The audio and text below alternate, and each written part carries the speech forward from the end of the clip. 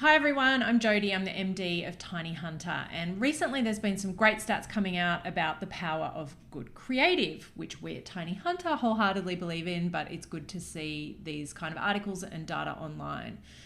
It got me thinking that we've talked a lot about strategy in this series, but today I want to talk about creativity because strategy and creativity go hand in hand. There's no point having this fantastic, clearly articulated strategy that you bring to life in mediocre ways. And even taking a step back from that, the act of strategy is in and of itself creative. It's about exploring possibilities, looking at what could be, and then making that a reality.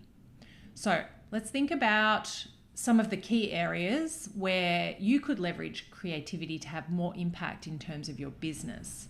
An obvious one is your brand identity. So your visual and verbal identity. They need to be world-class. They need to be distinctive. There is a tsunami of businesses out there, and don't even get me started on content. Like, the internet is literally just cluttered.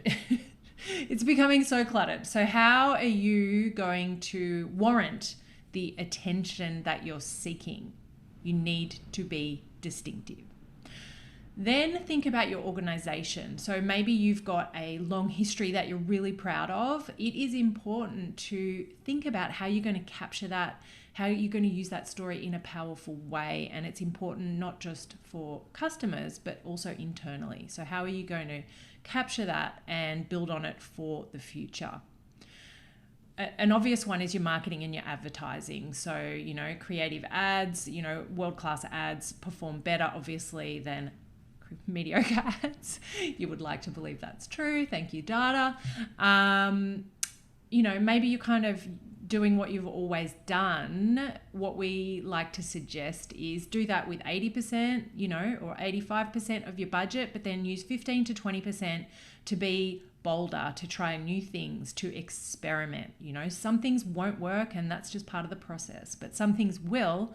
And then they can move into your business as usual, and then you can keep on testing. So those are some of the more obvious ways that you can think about creativity, but also think about your business currently, internally. Could you use creativity and creative thinking to solve business problems? Think about your operations, how you're delivering your products or services, maybe, innovating within your products and services. Maybe you're very siloed. What would happen if you brought cross-functional teams together, got some creative thinkers in the room, and started trying to solve business problems in a more creative way than you are now? I bet that amazing things would happen. So, quality creative is hard to find. And for a lot of people, it's hard to recognize, but it's important that you are producing world-class creative and using creativity within your business to solve real problems. And we will talk more about creativity this year. But for today, that's it from me. It's time for brekkie.